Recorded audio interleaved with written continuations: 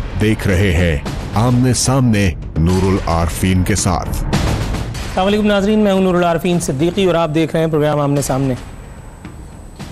आज 4 रोज़ हो चुके हैं मुख्तलिफ बैंकों के चक्कर लगाते हुए। उस दौरान में इतनी सारी चीज़ें देखी हैं, इतनी फ्रस्ट्रेशन लोगों की देखी है, ख़ुद अपनी भी फ्रस्ट्रेशन जमा किए बैठा हूँ कि जिसका अंदाज़ा लगाना मुश्किल है। एक आदमी जो अपना कोई अकाउंट रखता है, अगर 1 साल तक अपने अकाउंट में ट्रांजैक्शन ना करे तो उसका अकाउंट जो है वो डोरमेंट कर दिया जाता है, यानी इनएक्टिव हो जाता है। उसके बाद वो इनएक्टिविटी जो है उसकी रिमूवल करते करते, डोरमेंसी को हटाते हटाते आपके पसीने छूट जाते हैं। ये लाओ, वो लाओ, फलां लाओ, ढिकान लाओ, जहाँ काम करते हो उन लोगों का जो है हलफनामा लाओ, फलां लाओ, ढिकान लाओ। मैं हैरान हूँ और अपनी ये हैरानी मैंने बैंक मैनेजर्स, तीनों बैंकों के मैनेजर्स के साथ भी शेयर की। उनका ये कहना था कि ये स्टेट बैंक ऑफ पाकिस्तान की हिदायत हैं, जिनका जो है वो पालन हिंदी में जिसको कहते हैं वो किया जा रहा है। वहाँ मैंने एक बेटे को अपने बुजुर्ग बाप की मौजूदगी में ख्वार होते हुए भी देखा। अंकल के चेहरे पर जो फ्रस्ट्रेशन थी उसका अंदाज़ा से वही लगा सकता है जिसका बाप खुद बूढ़ा हो, ज़ईफ़ हो और रिटायर्ड पेंशनर हो। अंकल का कसूर ये था कि वो सरकारी साबिक़ मुलाजिम थे। उनके अकाउंट में, पेंशन अकाउंट में, जो वाहिद शायद उनका अकाउंट होगा या वल्लाह आलम, उसमें उनको 3-3.5 लाख रुपए की रकम, if I am not mistaken, जमा करानी थी। अभी उस बच्चे ने वो रकम निकाल करके काउंटर पर रखी और हलचल मच गई। ऐसा लगा कि जाली अकाउंट्स केस का सुराग लगा लिया गया है। गार्ड से लेकर चौकीदार तक, चौकीदार से लेकर के उस इलाके के SHO तक सब सतर्क हो गए, सब मुतहर्रिक हो गए और सब ने घेर लिया उन दोनों को। मैं वहाँ मौजूद था, ये सब ड्रामा देख रहा था। पहले वो पूछने लगे कि जी ये पैसे आपके पास कहाँ से आए। वो नहीं बताना चाह रहे होंगे, कोई और मामला होगा, कोई ख़ानदानी पहलू होगा, वल्लाह आलम। उन्होंने कहा ये ट्रांजैक्शन इसमें हो नहीं सकती, इसलिए कि इसके लिए आपको कुछ सवाल जवाब हैं जिनका आपको रिप्लाई करना पड़ेगा। पेंशनर के अकाउंट में इतनी पेंशन आ ही नहीं सकती, इतने पैसे आ ही नहीं सकते, आप क्या कर रहे हैं। जब ये सब कुछ हो चुका और वो बुजुर्ग आदमी अपने बेटे समेत नामुराद लौटा तो मुझसे रहा न गया और मैं बैंक मैनेजर के मज़ार पे गया। फातिहा खानी के बाद मैंने उनसे पूछा कि जिसने जाली अकाउंट्स भुगताने थे, जिसने यहाँ से रकम ले करके और समंदर पार भेजनी थी, वो तो भेज चुका, अब ये जेल का मुजाहरा किस लिए। उस बैंक मैनेजर ने जो कहा वो सुनकर मेरे 14 तबक रोशन हो गए। वो कोई लोकल, कोई टटपूंजिया किस्म का, with all due respect, bank नहीं था। एक फॉरेन बैंक था जो पाकिस्तान में काम कर रहा है। जाहिर है कि उसमें भी कुछ काले अंग्रेज भर्ती किए गए ताकि वो आवाम को सहूलत पहुँचाएँ। उस बैंक मैनेजर ने बहुत सहल अंदाज में मुझे बताया, उसने कहा सर जितनी तालीम मैंने हासिल की है, मौलाना आज़ाद का वो कौल मैं कभी भी नहीं भूल पाया कि पाकिस्तानी कानून या कानून जो हमारे खित्ते का है वो उस जाल की मानंद है जिसमें से भैंस तो गुजर सकती है मगर वो जाल मक्खियों को कैद कर लेता है। मेरी समझ में नहीं आता कि एक आम आदमी का नाम लेते ही मुल्क की तमाम एजेंसियां, तमाम इदारे सब अंगड़ाई लेकर बेदार हो जाते हैं। ये पूरा सिस्टम काम करने लगता है अचानक, और जहां किसी बड़े फिरौन का नाम आता है ये सब टी हो जाते हैं। पूछो ये CIA, PIA, DIA, EIA, FIA, फलाना IA, ये सब किधर थे जिस वक्त ये सारी कार्रवाइयां हो रही थी। और क्या इनमें से बहुत सो ने अपनी खामोशी के या उस इन्वर्टेड कॉमास में गफलत के पैसे वसूल न किए होंगे। ये सारा काम फी सबीलिल्लाह होता रहा, बिल्कुल उसी तरह से जिस तरह जनरल मुशर्रफ ने हमें यह बता दिया कि डॉक्टर अब्दुल कदीर खान जेब में डाल करके और हमारा एटमी मवाद बाहर भेज रहे थे। कौन लोग हो तुसी यार। एक आम आदमी को तख्ता मश्क बनाया हुआ है। एक आम आदमी की इज्जत नफ्स को इतना मत मजरू करो कि वो लाठी डंडा लेकर रोड पर निकल आए। हालांकि मुझे पता है इस आम आदमी से ज्यादा बेहिस मखलूक रूए जमीन पर फी जमाना अल्लाह ताला ने नहीं उतारी है, जो लाइन में लग के जूते तो खाएगा मगर अपने हक के लिए आवाज, और वो भी एट द राइट फोरम, कभी भी नहीं बुलंद करेगा।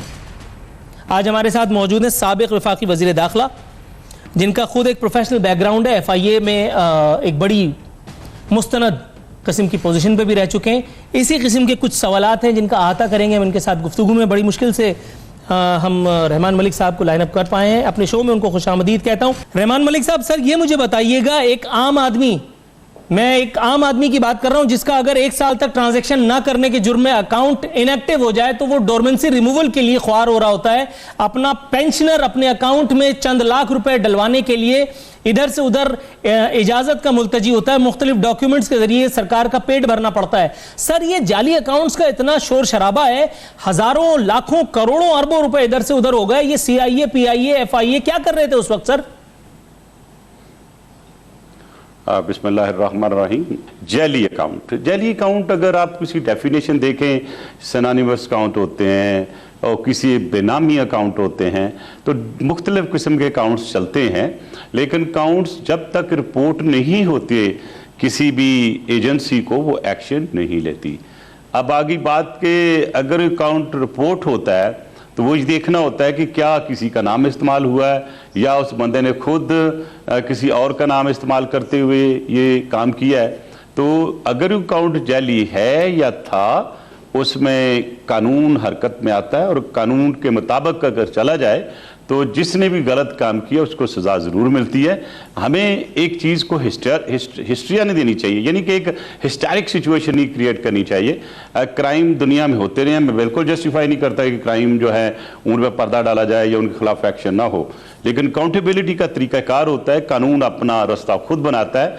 हमें हाशिया राय करने की बजाय वेट करना चाहिए कि एजेंसियों ने क्या एक्शन लिया है और उस पर कोर्ट क्या फैसले करते हैं। सर ये एक रिपोर्ट मेरे सामने अखबार की ये बता रही है, जाली अकाउंट्स केस, वजीर आला के आबाई जिले में JIT के डेरे, तरक्याती कामों अदायगियों की तफसीलात तलब। ये हर बार इसी तरह की कुछ खबरें सुनने के लिए मिलती हैं। वज़ीर आला चेंज होते हैं, वज़ीर आज़म चेंज होते हैं, वो तहकीकात सरखाने की नजर हो जाती है। देखें ये जो हुकूमत सर एहतिसाब का नाम लेकर के आई है, आपके ख्याल में इस दौरान में कोई मोजज़ा हम होता हुआ देखेंगे? देखिए जी, आप मोजज़ों की बात करते हैं, कौमें मोजज़े नहीं देखती, कौमें मेहनत करती हैं और कानून और हिसाब के साथ चलती हैं। सिर्फ सिंध ही गवर्नमेंट को टारगेट न बनाएं आप, यही अकाउंट्स का सिलसिला पेशावर में भी मौजूद है, लाहौर में भी मौजूद है, वो सब पाकिस्तान के हिस्सों में है। और अभी जो आप KPK में चीज़ें देख रहे हैं, जो दबाई भी गई, निकाली भी गई, मैं किसी पे ब्लेम गेम नहीं करता हूँ, लेकिन मैं बसीयत एक इन्वेस्टिगेटर के और एक अदना वर्कर की हैसियत से मैं ज़रूर अर्ज़ करूँगा कि जो चीज़ें जिन महकमों के मतलब है अगर उन पर एतकाद कर दिया जाए, उन पर एतमाद कर दिया जाए तो मेरा ख्याल वो बेहतर होगा, बजाय इसके कि प्री मेच्योरली हम किसी चीज़ पे तनकीद शुरू कर दें। जस्ट एक इंक्वायरी शुरू हो तो आप उसको ये समझ लें कि शायद ये फाइनलिटी इस चीज़ ने ले ली है, वो नहीं करना चाहिए। इससे एक अच्छा तासर आपका अपना भी नहीं आता। और यही जाली अकाउंट, मनी लॉन्ड्रिंग करते करते हम फैट एफ में पहुँच चुके हैं और इन्हीं की वजह से, इसी प्रोपेगेंडा की वजह से जब आपके फाइनेंस मिनिस्टर और आपकी हाई अथॉरिटीज़ जाके बड़े बड़े फोरम पे बात करेंगे कि हमारे मुल्क में मनी लॉन्ड्रिंग के अकाउंट्स हैं, मनी लॉन्ड्रिंग के मतलब इंक्वायरियाँ कर रहे हैं, तो फिर वही चीज़ें हमारे खिलाफ इस्तेमाल होती हैं और फिर जो हम इसको फेस कर रहे हैं फैट एफ में भी और इंटरनेशनल कोर्ट में फिर वैसे ही होता है जैसे ये है। आपको अपने कौम की प्रोटेक्शन भी करनी है, कानून भी चलाना है, तो क्यों ना कोई ऐसा तरीका बनाया जाए कि जो आपकी अकाउंटेबिलिटी लॉज में उन्हें रिफॉर्म्स आने चाहिए, वो नैब हो, FIA हो। मैं हमेशा से परसिस्टेंटली यही कहता आ रहा हूँ कि this is the time for the parliament to come forward, आके अपने कानून को बेहतर करें, जहां पे अकाउंटेबिलिटी होती हुई दिखाई दे, अकाउंटेबिलिटी विक्टिमाइजेशन के लिए इस्तेमाल ना हो। Got your point Rahman Malik साहब, बट अनफॉर्चुनेटली यहाँ मुझे एक छोटे से कमर्शियल ब्रेक पे जाना है। नाजरीन, रहमान मलिक साहब हमारे साथ मौजूद हैं, कहीं मत जाइएगा, हमारे मुख्तसर से कमर्शियल ब्रेक के बाद।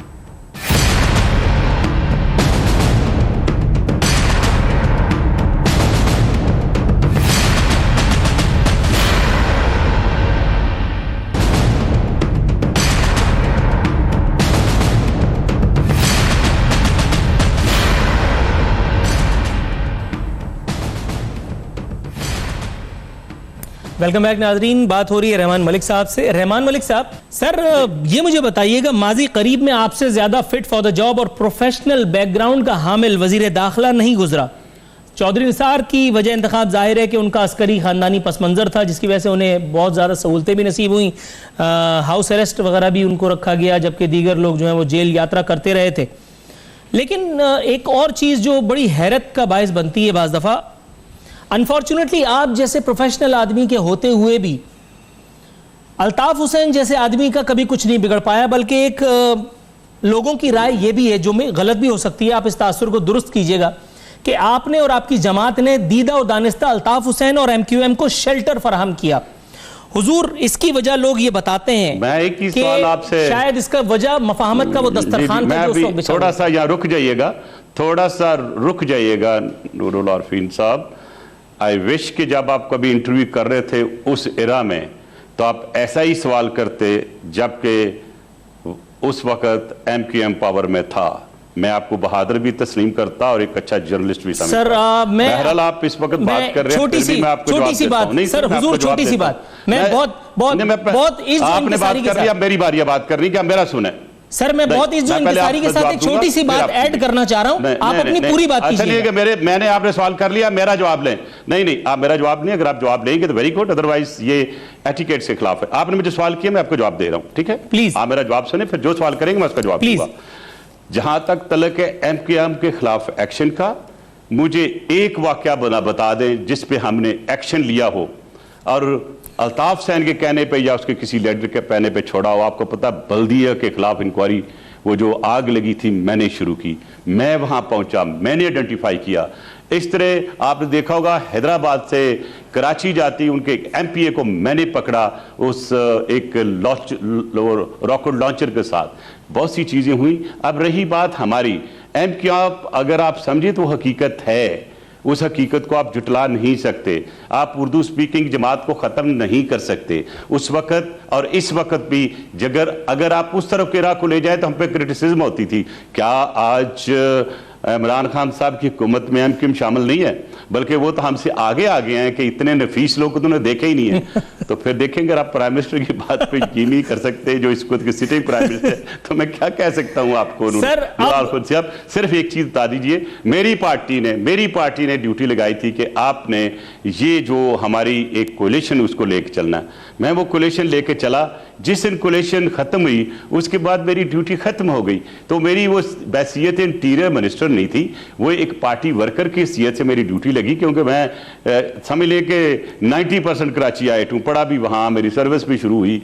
मैं अपने सारे दोस्तों को जानता हूँ और आज भी मेरे बहुत दोस्त हैं अल्ताफ, अपने MQM से भी हैं, उर्दू स्पीकिंग भी हैं। हमें उर्दू स्पीकिंग को डिस्कार्ड नहीं करना चाहिए। अगर एक बंदे से ज्यादती या गलती होती है तो पूरे की पूरी उस एक कम्युनिटी को सजा नहीं देनी चाहिए। आए आगे बढ़ें और उर्दू कम्युनिटी को भी बिल्कुल सिंधियों की तरह ट्रीट करें, बाकी पंजाबियों की तरह ट्रीट करें, ताकि उनमें दिल में किसी किस्म का कॉम्प्लेक्स नहीं होना चाहिए। बात लॉजिकल है हुजूर, आपने जवाब अपना कंप्लीट किया। एक छोटी सी वजाहत करके मैं अपने सवाल को दूसरे सवाल पर जाऊंगा। सर, आपने बात की मेरी बहादुरी के तसल्ली बख्श जवाब के लिए यूट्यूब पे नूरुल आरफीन सिद्दीकी टाइप करेंगे तो इंशाअल्लाह ताला आपको एक अच्छे मौलिज की जरूरत पड़ेगी। विद ऑल ड्यू रिस्पेक्ट, आप मेरी बहादुरी की बात कर रहे हैं। सर, मैं वो बहादुर हूं जिसे कराची में रहकर MQM मुखालिफ प्रोग्राम, अल्ताफ मुखालिफ प्रोग्राम करने की पादाश में हर तीसरे महीने सस्पेंड किया जाता था, ऑफ एयर किया जाता था। चैनल मैनेजमेंट मुझसे अलग परेशान थी, मेरे घर वाले मुझसे अलग परेशान थे, अम्मा आंख करने पे तुल गई थी। अगर इकलौता नहीं होता तो शायद ये सानिया भी वकूफ पजीर हो जाता। तो चलो मैं एक बात करता हूं, मैं उस माँ को जिसने ये बहादुर सपूत पैदा किया, मैं उसको सलाम पेश करता हूं। वालेकुम सलाम। अम्मी के ब्याह पे आपको जवाब देता हूं। सर, ये मुझे बताइएगा, आगे बढ़ते हैं, सानह बल्दिया टाउन का आपने जिक्र किया। सर, ये मुझे बताइए हुजूर, सानह बल्दिया टाउन में फैक्ट्री मालकान भी मुल्क से चले गए, गवाहों को डराया धमकाया गया, ये सब चीजें ऑन रिकॉर्ड है मुख्तलिफ बयानात इस हवाले से जो मुतनाज़ा कहे जा सकते हैं टू अ सर्टेन एक्सटेंट। मैं ये बात जरूर एडमिट करूंगा। सर, ये सब कुछ हुआ, लेकिन मैं ये जानना चाह रहा हूं, ये रहमान भोला, हम्माद सिद्दीकी, जुबैर चरिया, ये रियासत पर, रियासती इदारों पर ये इतने ज्यादा भारी कैसे थे कि उस वक्त में कि जिस वक्त आप और आपकी सरकार वहां मौजूद थे, ये रियासत इनको नहीं ला सकी, उसके बाद वाली सरकार लेकर के आई। हम्माद सिद्दीकी का अभी भी अता पता कोई नहीं है, क्या कहेंगे? अच्छा, अभी आप देखिए, थोड़ा कानून को जरा रिविजिट कीजिएगा। मैंने जिस वक्त जाके बल्दिया टाउन की उस फैक्ट्री को विजिट किया तो मुझे इंप्रेशन दिया जा रहा था कि यह आग लग गई है। आग लगी हुई थी। मुझे सिक्योरिटी ने कहा आप ना जाएं सर। मैं पूरी बिल्डिंग के अंदर गया, देखा, साथ वाली बिल्डिंग में देखा, तो मैंने कहा ये काली एक धार जा रही है एक से दूसरी जगह, ये क्या है? मैंने सर उसको उठवाया वहाँ से और वो एक केमिकल था, उस केमिकल एनालाइज कराया। और मैं अगर आपके पास कोई फैसिलिटी तो मेरी प्रेस कॉन्फ्रेंस जरूर दिखाइएगा। मैंने कहा मैं पुलिस की फर्स्ट रिपोर्ट को और ये जो भी इसको टीवी में आ रहा मैं इसको रिजेक्ट करता हूं। ये आग लगाई गई है, लगी नहीं है। और मैंने एक जीआईटी बनाई जिसमें रेंजर्स, पुलिस और एफआईए थी। और फॉर योर काइंड इंफॉर्मेशन वो निकाल के देखिएगा, मेरी ही वो जीआईटी थी जिसने ये साबित किया कि ये एक बत्ताखोरी के नतीजे में पैसे की डिमांड की सूरत में ये जगह जलाई गई। उसके बाद आपने देखा कि मेरे वक्त में क्यों ना है, ये अगर याद हो तो ये आखिरी साल था। और उसके बाद फिर एक प्रोसेस होता है किसी को लाने का, कम से कम 6-7 महीने लगते हैं प्रोटोकॉल, इसका इंटरपोल की जितनी फॉर्मेलिटी कंप्लीट करने के लिए। तो ज़ाहिर है हुकूमत जो होती है वो तो स्टेट चलती है ना, स्टेट अपना चीज़ लेके जाती है। वहाँ इंटीरियर मिनिस्टर मैं हूँ या इंटीरियर मिनिस्टर कोई और हो, सिस्टम चलता रहता है। लेकिन मेरा ज़मीर भी साफ है और सेटिस्फाइड भी है कि मैं बगैर किसी इन्फ्लुएंस के, और ये मेरी बनाई हुई जीआईटी, मेरे दिए हुए बयानात और मेरी काविशें थी कि उस वक्त वो पकड़े गए और वो चीज़ एक्सपोज हुई सर। और ये एक वाकया नहीं है, बहुत से ऐसे वाकयात हैं, अगर आप सारे निकाल के देखें तो शायद भाई इतनी बड़ी लिस्ट बन जाए कि शायद फिर आपको दोबारा 4 प्रोग्राम करने पड़े। Got your point sir. Imran Farooq कत्ल पर जरा आइए। आपकी हुकूमत मौजूद होती है, सारी चीजें होती हैं, लेकिन उसके बावजूद भी इमरान फारूक कत्ल जो है वो एक आई गई चीज, एक आया गया वाकया बन के रह जाता है। अब जो इस हवाले से खबरें आ रही हैं कि शायद मोहम्मद अनवर और दूसरे हजरत हैं तारिक मीर, उनके दरमियान कोई इख्तलाफ हुआ है कायदे तहरीक के दरमियान, यानी वो वजह तस्मिया जाहिर है उसकी कि पैसा ही है कोई। आप मुझसे सवाल ऐसे कर रहे हैं मेरे भाई, आप ऐसे सवाल कर रहे हैं जैसे मैं कि डिप्टी कन्वीनर रहा हूं या हूं एमकेएम का। आपकी बिल्कुल दुश्मनी होगी एमकेएम के साथ, लेकिन अगर कोई कत्ल या मर्डर या कोई चीज होती है लंदन में तो हाउ डू यू एक्सपेक्ट कि पाकिस्तान का इंटीरियर मिनिस्टर या पाकिस्तान का सिस्टम उस पर काम करेगा? उस हवाले से जो खबरें आई थी सर, जानना यह था कि वो खबरें ये बता रही थी कि पाकिस्तान की हुकूमत ने कोई सीरियस, और चौधरी निसार प्लस आपके साबिक़ हमासर चौधरी निसार की प्रेस कॉन्फ्रेंसेस इस बात की वजाहत करती हैं कि आपकी हुकूमत ने गालिबन उनकी हुकूमत से, लंदन की हुकूमत से, बरतानिया की हुकूमत से कोई ताउन नहीं किया, जिस वजह से इस केस में इतनी ज्यादा हर्डल्स हुई। रिफ्यूट कर सकते हैं आप? मेरी बात सुने आप, आपको बिल्कुल मैं समझता हूं आपकी एमकेएम के साथ एक पर्सनल किस्म की बातें करते हुए आप मुझे बीच में घसीटने की कोशिश कर रहे हैं। मेरे भाई वक्त जो था उनका चौधरी निसार साहब का, अगर उनके पास कोई प्रूफ था तो पब्लिक कर देते ना। बाकी कोई तावन इस किस्म का नाम जैसे किसी ने मांगा था, और उस वक्त मैं हाशा वकल्ला के आया था कि कभी भी हुकूमत बरतानिया ने हमारी हुकूमत के दरमियान कभी किसी किस्म की मदद नहीं मांगी थी। Got your point Rahman Malik साहब, बट अनफॉर्चुनेटली यहाँ मुझे एक छोटे से कमर्शियल ब्रेक पे जाना है। नाज़रीन, रहमान मलिक साहब हमारे साथ मौजूद हैं, कहीं मत जाइएगा, हमारे मुख्तसर से कमर्शियल ब्रेक के बाद।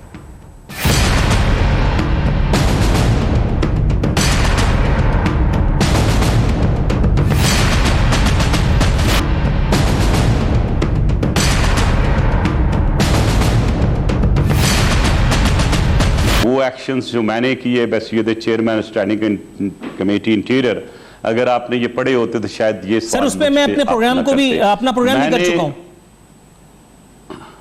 जी हाँ, तो मैं within no time I acted on it. और आपको याद होगा कि मैंने स्टैंड ली थी कि ये मैस्ड अप ग्रूफ्ड अप ऑपरेशन है जिसमें ये टारगेट किलिंग हुई है, और वो टारगेट किलिंग जो है खलील साहब की, उनके बच्चों की और उनकी बीवी की साबित हुई। मैंने उसका केस रजिस्टर कराया। I spoke to the chief minister और उन्होंने कोऑपरेट किया। उसके बाद जो दूसरा जीशान लड़का था वो ग्रे लिस्ट में आ गया, मैंने उसकी भी इन्वेस्टिगेशन कराई। मैंने डिमांड की प्राइम मिनिस्टर इमरान खान साहब से कि आप हर सूरत एक जब अपने इंटरोगेशन के लिए, इन्वेस्टिगेशन के लिए आप एक जुडिशल कमीशन बनाएं। चलो जुडिशल कमीशन नहीं बना, जुडिशल इंक्वायरी ऑर्डर हो गई, वो भी खैर ठीक है। अब देखना यह है कि हम उसका इंतजार करें कि जुडिशल इंक्वायरी जीशान को क्या एग्जोनरेट करती है या उसको ब्लैक डिक्लेयर करती है। देख जब ये आएगा हमारे पास, जहां तक तल्लक था उसका सेकंड हिस्से का जो कि सेनेट में डिसाइड हुआ था कि उन बच्चों की जो रह गए हैं जिंदा उनकी कफालत कैसी होगी, तो उसके लिए जो सेनेट के चेयरमैन की कमेटी की हैसियत से जो रिकमेंडेशन में दी वो पंजाब भी जा चुकी हैं, और उसके लिए डायरेक्शन बाकायदा पास हो चुकी हैं कि इनकी कफालत थ्रू एक कोर्ट होगी, एक गार्डियन मुकर्रर होगा, और जब तक वो बड़े नहीं हो जाते उनकी टोटल असिस्टेंस, टोटल उनका खर्चा, उनका ख्याल जो है वो हुकूमत पंजाब करेगी। तो लिहाजा मैं ये समझता हूँ इंसाफ के तकाजे पूरे हुए, लेकिन इसका मतलब हरगिज़ नहीं है कि ये सबको इंसाफ मिल गया। नहीं, ये तो एक अटेंशन में आ गया, मीडिया ने ले लिया, मैंने ले लिया, और पता नहीं कैसे कितने साने साहिवाल की तरह रोज़ वाक़यात होते हैं। आप भी एक और 2 मैटर मैंने और टेकअप किए हैं। एक हवेलिया में 3 साल बच्ची को रेप करते हुए मर्डर कर दिया गया था। एक बच्चा 7 साल का जिसको खानपुर में मर्डर किया गया। तीसरा, बहुत से वाक़यात हैं, 3 लड़कियां बच्चियां जो कि तीनों सगी बहनी थी चोलिस्तान में, याद है, मुर्दा हालत में मरी पड़ी दिखाई दी, और लोगों ने कहा जी कि नहीं ये तो प्यास और भूख से मर गई हैं। एनालिसिस पढ़ने के बाद चला कि वो भी रेप हुई थी। तो लिहाजा वो सारे केसेस हम कर रहे हैं जितने हमारे नोटिस में आते हैं। बाकी अगर आज प्राइम मिनिस्टर ने उनको चेक दिया, जाहिर है वो प्राइम मिनिस्टर है, कोई थोड़ा वो भी अपना हिस्सा डालना चाहेंगे, तो मैं उस पर तो कोई इतराज़ नहीं करूँगा, लेकिन मैं ये ज़रूर कहूँगा कि कानून बहुत सख्त कर दें रेप्स का और ऐसी चीज़ों का, जो लोग कानून शिकनी करते हुए लोगों को मार देते हैं या कानून शिकनी करते हुए रेप्स करते हैं। और रेप्स का तो मैं अपने तई ये ज़ाती हैसियत में इस चीज़ का कायल हूँ कि इसके लिए फांसी की सज़ा होनी चाहिए। जो भी छोटे बच्ची या बच्चे को रेप करके मारता दुरुस्त है सर। ये मुझे बताइएगा, बात को थोड़ा सा आगे बढ़ाते हैं। फांसी होनी चाहिए। सिंध हाई कोर्ट में एक छोटी सी एप्लीकेशन फाइल हुई है सर, बिलावल भुट्टो जरदारी की सिक्योरिटी के हवाले से। सिक्योरिटी एक्सपर्ट आप हैं सर, ये मुझे बताइएगा एक इंसान की तसल्ली बख्श सिक्योरिटी के लिए क्या कुछ किया जा सकता है? क्या कुछ वो सिक्योरिटी मेजर्स होते हैं कि जो इंसान को प्रोटेक्ट कर सकते हैं? क्योंकि हाई कोर्ट के जस्टिस उमर सयाल का कहना यह है कि सूबे में हुकूमत, उनकी पार्टी, उनकी दरखास्त दायर करने का क्या मकसद? सूबे की सारी सिक्योरिटी तो बिलावल पर लगी है, और क्या चाहिए? देखें, अगर आप तफसीर से देखें, he is son of the former president of Pakistan, उसके लिहाज से भी उन पर सिक्योरिटी ऑटोमेटिकली लागू होती है। He is a son of former prime minister, उसका लिहाज भी देख लीजिए। और top of it he is the head of A political party, और जो इसको ब्लू बुक है उसके मुताबिक सिक्योरिटी लाजम है। तो ज़ाहिर है जब सिक्योरिटी नहीं दी जा रही होगी, आप इससे ही अंदाज़ा कर लीजिएगा कि पुलिस कितनी इंडिपेंडेंट होगी सिंध में, कि अगर हमारे चेयरमैन को सिंध हाई कोर्ट से एक मदद की ज़रूरत पड़ी है, तो इसका मतलब है कोई ना कोई नेगेटिविटी तो कहीं होगी, कोई शक तो कहीं होगा। और हो सकता है जो उनको अलर्ट मिल रहे हैं उनको सिक्योरिटी के, वो चाहते हैं कि अवाम के नोटिस में भी हो, कोर्ट के नोटिस में भी हो। मेरा ख्याल है कि ही डिज़र्व सिक्योरिटी। और जो भी दूसरे इदारे हैं, मिसाल के तौर पर रेंजर्स हैं या पुलिस के वो इदारे जो उनको सिक्योरिटी उनको देनी चाहिए, फेडरल लेवल पे भी मेरा ख्याल है वो सिक्योरिटी उनको मिलनी चाहिए। जब आप एक अच्छे खासे आप इन्वेस्टिगेटिव टाइप एक एंकर हैं, तो आपको पता होना चाहिए कि आपको सिक्योरिटी के साथ साथ इंटेलिजेंस की भी ज़रूरत होती है। तो जब हाई कोर्ट को ऑर्डर करेगा तो फिर कोई इस तरह किस्म की एक जनरली पर्टिकुलर फॉर्म में एक डायरेक्शन देगा, जिसमें फेडरल गवर्नमेंट को भी कहेगा को अपना जो है अपनी ड्यूटी जो है दे इसमें। जी, ये मुझे बताइएगा हुजूर कि इस वक्त वज़ीर आज़म पाकिस्तान का एक बयान काफ़ी तनाज़ा इख्तियार कर चुका है। ये मुझे बताएंगे हुजूर के वज़ीर आज़म पाकिस्तान को ऐसा क्यों लगता है कि गुजरात का साबिक़ कस्साब और साबिक़ चाय फरोश, अनफॉर्चुनेटली मौजूदा भारतीय वज़ीर आज़म, उसकी मौजूदगी पाकिस्तान और हिंदुस्तान के दरमियान से वो एक तनाज़ा, उसके रिमूवल का बायस बनेगी, उसके सोल्यूशन का रादर बायस बनेगी जो हमारे दरमियान है। मैं कश्मीर की बात कर रहा हूँ। वज़ीर आज़म पाकिस्तान को क्यों उसका वजूद जो है वो जुज़्व लाजिम लगता है? क्या वो उसका ट्रैक रिकॉर्ड भूल गए या कांग्रेस से बददिली कुछ ज़्यादा तारी है? क्या फरमाना चाहेंगे आप? देखिए जी, मैंने उनका आज बयान पढ़ा भी, देखा भी और परखा भी, जिसमें उन्होंने कहा है कि प्राइम मिनिस्टर मोदी अगर जीत जाएंगे तो वो पाकिस्तान के लिए बेहतर होगा। मुझे नहीं पता वो कौन सी स्टेटिस्टिकली, इकनॉमिकली, पॉलिटिकली, इंटरनेशनली वो कौन सी रीजंस हैं जिसके तहत उन्होंने बयान दिया है। मैं हर लिहाज से ये समझता हूँ कि prime minister Modi is anti Pakistan.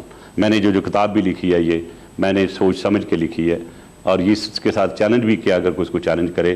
Prime minister Modi के वक्त जब से ये प्राइम मिनिस्टर बने हैं, पाकिस्तान में सबसे ज़्यादा एग्रेशन हुआ, कश्मीर में सबसे ज़्यादा ब्रुटैलिटीज़ हुई, 7.5 लाख फ़ौज हुई वहाँ पोस्ट, 15,000 माशाल्लाह जो जिस अंदाज से ये अपनी फ़ौज को लेके गए, और जिस तरह रेप्स हुए, जिस तरह पैलेटिंग हुई, और जिस अंदाज से ह्यूमन राइट्स की वायलेशंस हुई, मैं समझता हूँ प्राइम मिनिस्टर मोदी का जो हुकूमत का बाब है वो स्याह बाब है।